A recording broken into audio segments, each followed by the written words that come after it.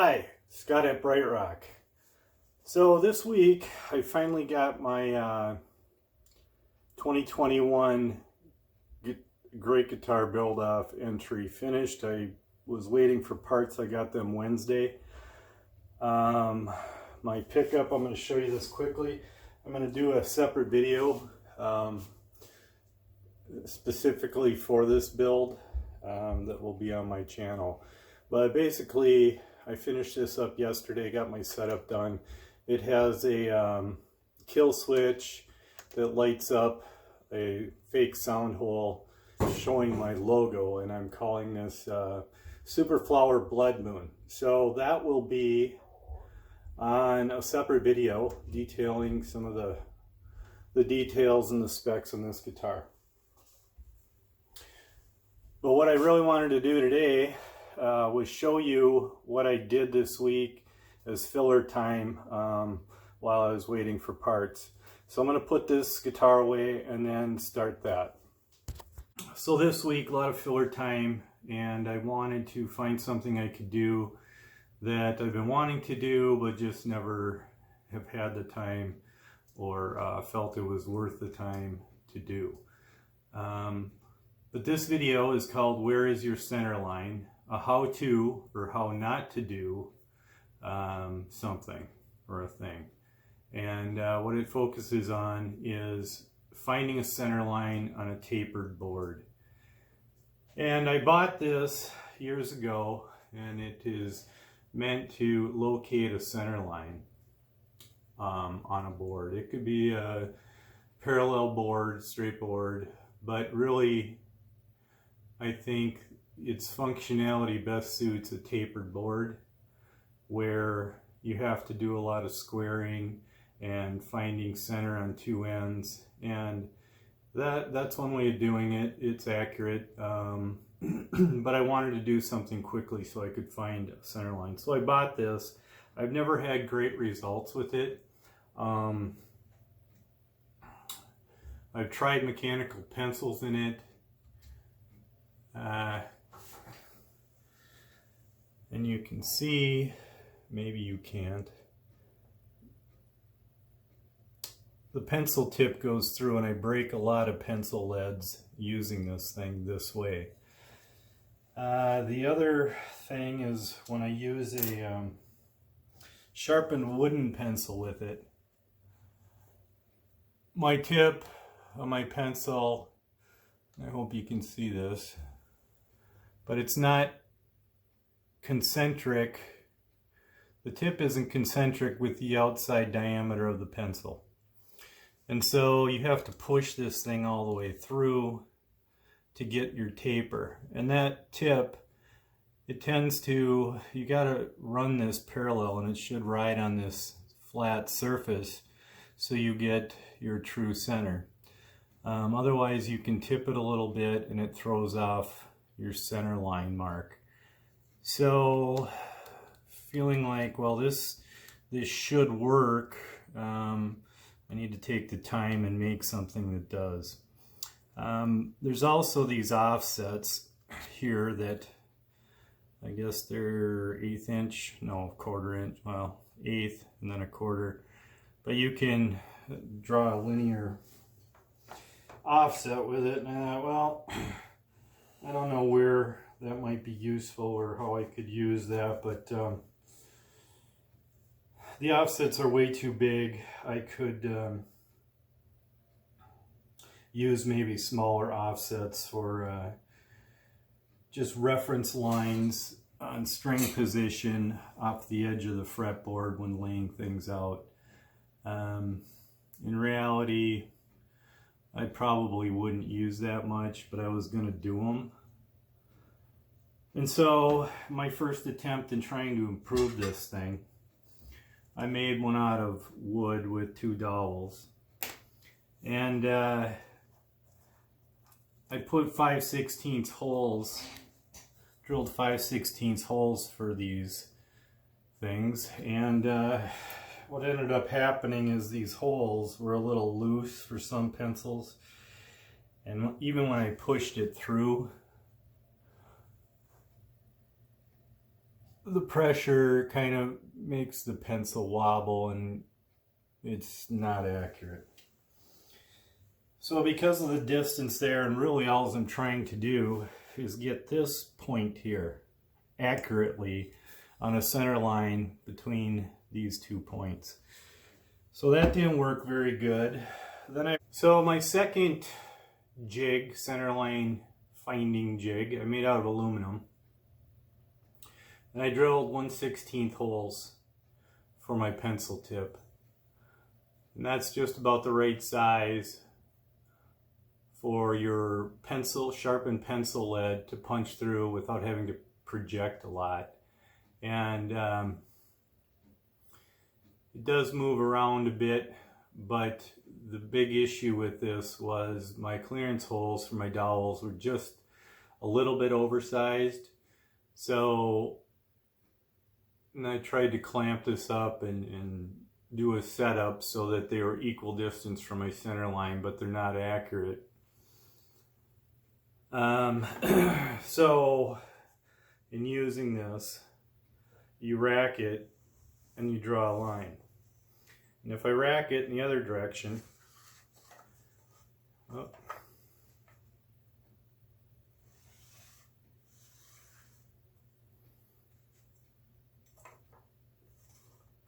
it's not quite accurate. I get my garbage. I get a line that's not quite true to center, and I wanted to improve that even more. So as you rack this thing, the position of your dowels matter. They have to be on center. So my latest version of this, actually I'll explain these extra holes here. I put these extra holes in to do my linear offsets if I wanted to use them for some things. So you could draw offset, and they're different spacings. So you could draw or scribe linear offsets without setting your compass and taking measurements. These would be set, defined positions. The other thing I thought, well, maybe since I'm doing this, and I like all-purpose tools, I like multifunctional things. So the thought was, well, I could, also put one on the end so I could do things for radial offsets, something like that on a single point. Also, the big thing is when I'm drilling my button straps, I typically, well, actually I had a couple pieces of small angle iron that I drilled holes on, and I set that angle iron on there to mark my center of my body thickness. But I thought, well, I could eliminate those two things and just have something like that that gave me a up and down point of a center of where my button would go, or my jack hole over here. So that being said, I think the most useful things I would ever use would be this feature, just to get an offset center on the thickness of my guitar for my two straps. Doing that quickly without getting out my compass or a tape ruler or my caliper and doing it that way. So this not quite working as well as I wanted to. I made my third and final version of this thing. And that is this, and I just eliminated the linear offsets because I don't think I'll ever really use them. But I put two single point offsets for, a 1 3/4 body thickness and a 1.5 inch body thickness. And the 1.5 is basically a center line for a cap. I would take that distance off of the bottom of it if it was a contoured cap. Putting the center point between the bottom of the cap and the bottom of the body is where I would typically put my buttons for something like that. So I'm going to go sharpen my pencil and show you how well or not well this thing works.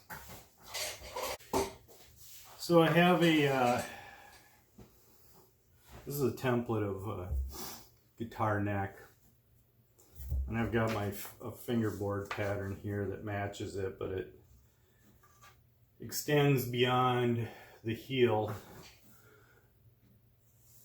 And it allows me a nut position that I use to mark and set when I'm slotting my fingerboards and referencing it on my neck. So when I place that, my fingerboard, it goes right where I've marked my reference points.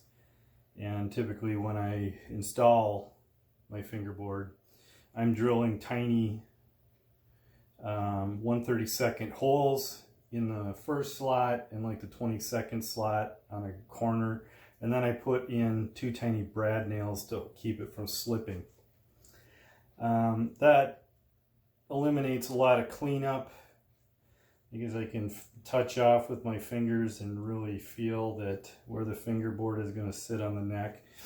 I still take a sanding beam, an aluminum sanding beam with a straight edge to clean that up and get rid of glue, but anyways, I'm getting off on that. But that's what these 2 patterns are for. And using this, set it, put your tip in there, and drag it right across. And if I rack it the other way, these lines should match, and the hole is a little loose, but and I was going to make one so that it maybe fit a little better, but the drill bits I had were 1/32 and 1/16, and my 1/32 hole, a sharpened pencil that doesn't go through it. My mechanical tip happens to. However, these seem to break a lot when you're dragging this thing across. So that's what I end up with, and that being done on racked 2 different ways shows you the true position of that. You don't need to do both sides, but as a check or reference, that would be the way to do it. And you can double check this with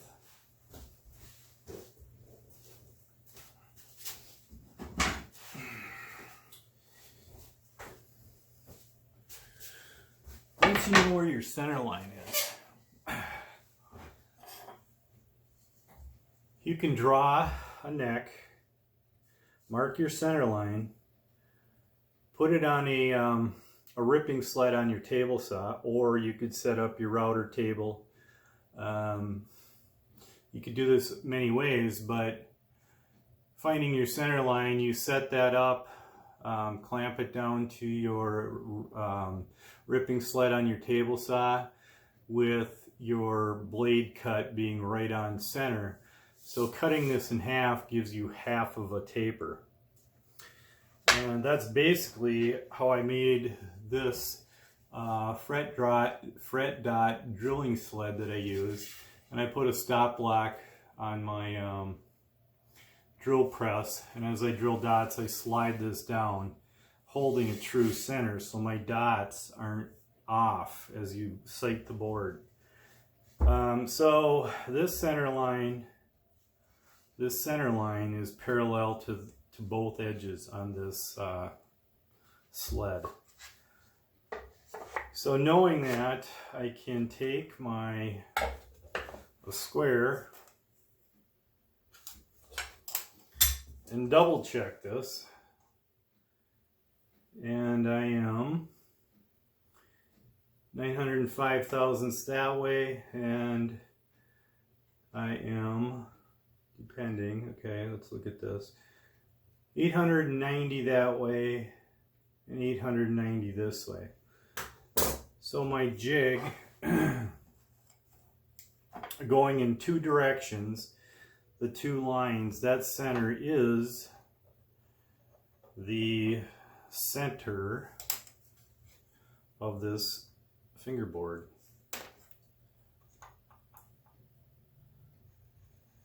And this is actually a much closer line than I got from the store-bought thing. That thing just, I don't know, doesn't work very well. So it is off, but a little bit, and I would say it's within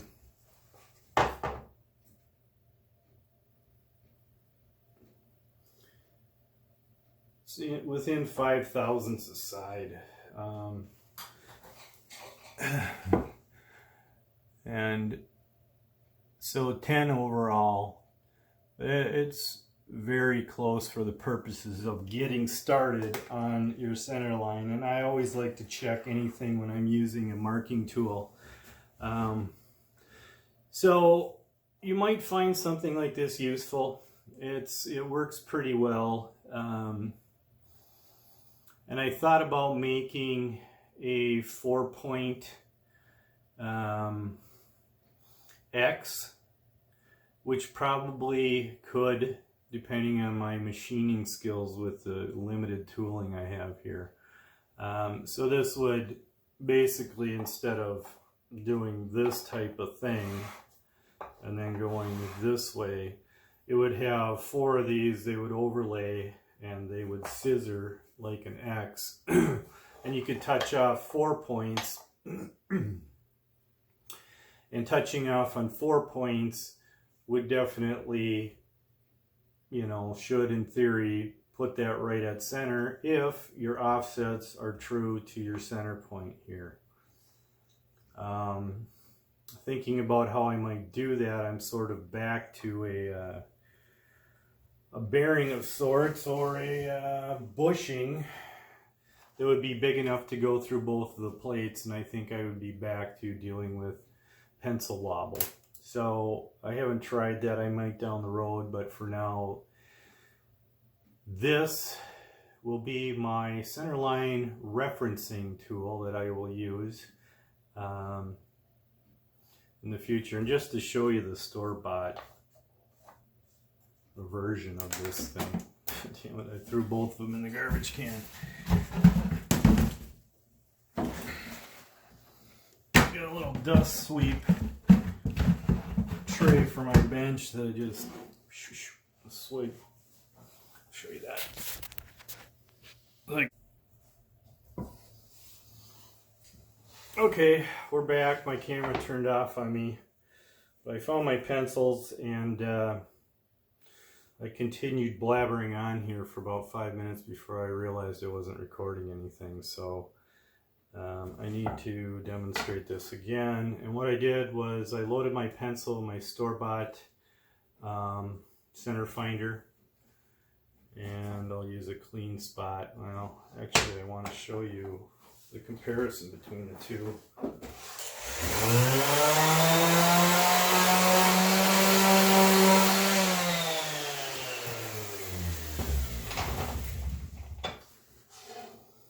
So racking one way, racking the other way. This is the store-bought,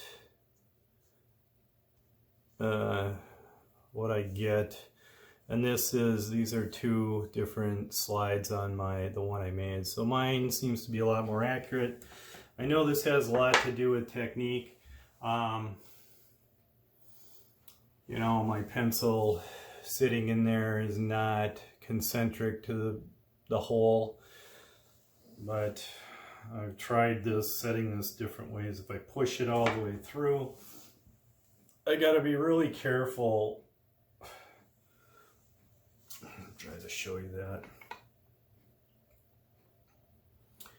If I push it all the way through, this thing can tip, and there's no really good referencing to slide this across. So I could get an extreme this way, and to rack this and try to keep this parallel to the surface I'm doing.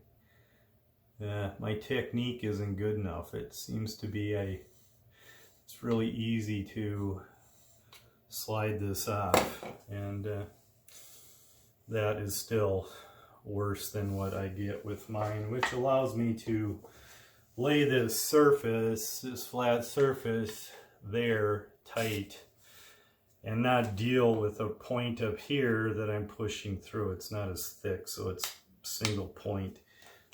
That seems to be the improvement on this. So where is your center line? This is one way you could find it if you're interested in making your own. I've got pictures I've taken showing you how to do that. So a how to or how not to do a thing. So thanks for watching. Pictures will follow with descriptions. I will mention that in improving this, I don't think I said it, but I use 1/4-inch dowels, and my drill bit set, I didn't have a size just shy of 250, or sorry, 375 for a 3/8 dowel. So I went and got myself 1/4-inch dowels, and I was able to find a tap drill for a 1/4-inch bolt that I had, so that I could actually press fit these in. So they're a lot truer than what I had on version 2. So these were press fit, and then I got some nylon washers to put those in around it, just to give me some surface area to flood fill with some CA glue to hold those in place. I also made sure, this will save me some explaining, that those dowels are square to this surface both sides, so they're not tipped, giving me a false offset. So anyways, thanks for watching. This will be my first how to or how not to do a thing as related to guitar building. Not everything I do works, but I'm always trying new things, trying to be more efficient and finding better ways to improve my processes. So I think I'll be sharing some of that information with you in future videos. I see a lot of videos out there that show how people do things. I watch some of them, and I think it's not the greatest way to do things, and I don't believe the way I do things is necessarily the best either. But it's worth putting out even bad ways of doing things, because you can learn from them. So if I try something and it doesn't work, I'll probably record it, show it, just to show you, hey, I tried this, it didn't work.